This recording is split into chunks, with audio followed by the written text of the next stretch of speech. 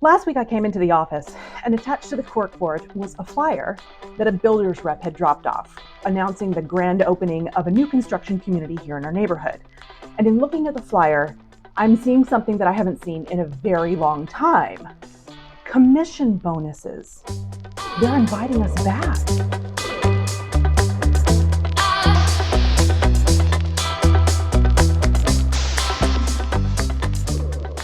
Hi, I'm Krissy Cruse. I'm a realtor with Pearson here in Northern Virginia. And if you're new, welcome. I'm an agent with 20 years of experience detailing what I see in the market and where I think we're headed for the future. This week, I'd like to start a series about new construction, what we can expect in 2024. I'll start with some basics, things to know before you enter the sales center regarding financing, contingencies, where you can negotiate, and where you really need to learn to be flexible. I'll highlight some of the new construction communities coming to Prince William County, Loudoun County, and further afield, as well as a little question and answer session. So leave me a comment if there's something you're interested in, and I'll cover the topic in a future video. This builder flyer is not the first mention of increased realtor commissions, but it is the most aggressive. A long time ago in a faraway land called Idaho, I sat in the sales center of a new construction community 7 days a week, and the majority of that work started after the sales center closed.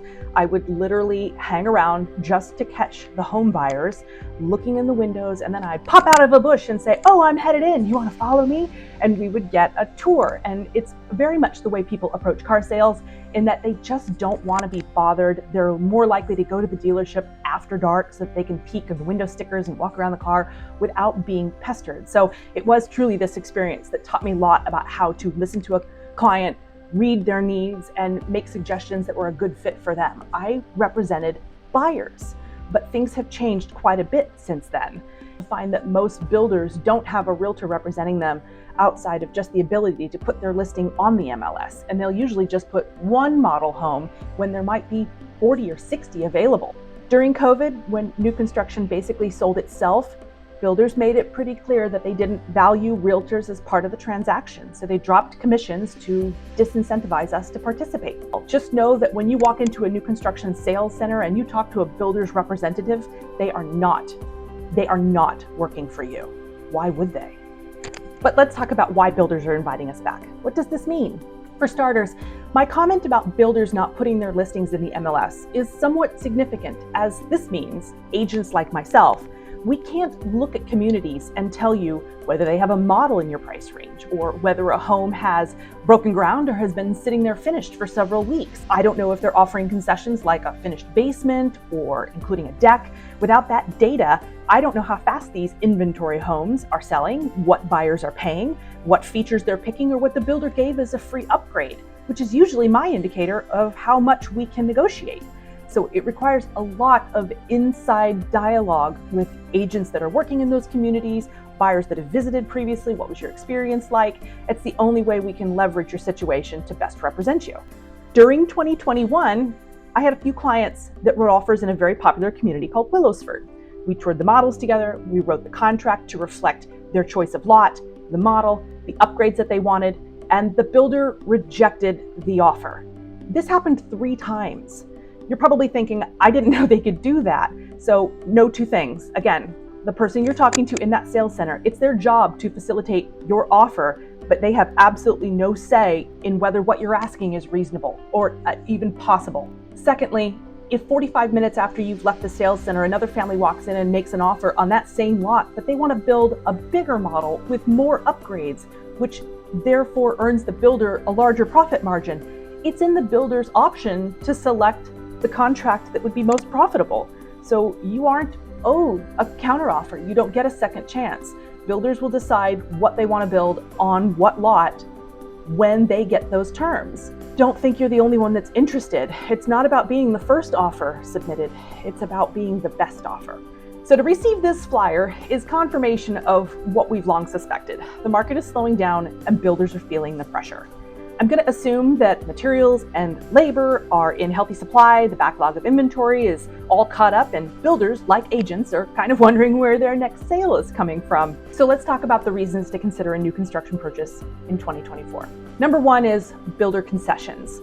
Obviously, the increased commissions mean that builders need to get more people to consider their homes, and realtors are the best way to get that message out.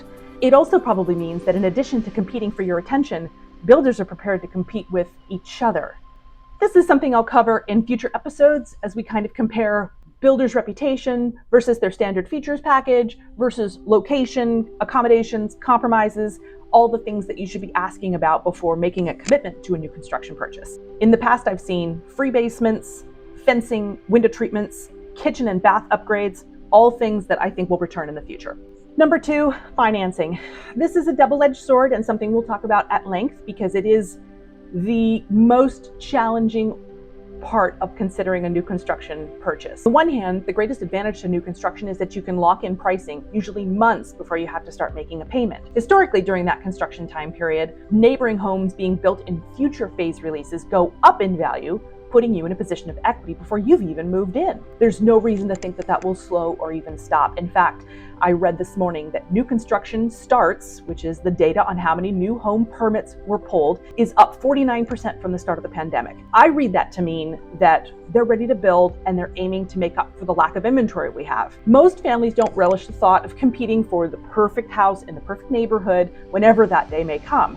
So this opportunity to lock in what you want for fixed terms and a solid finish date, that helps with the planning. Notice I'm not mentioning interest rates as that'll be a video in the future.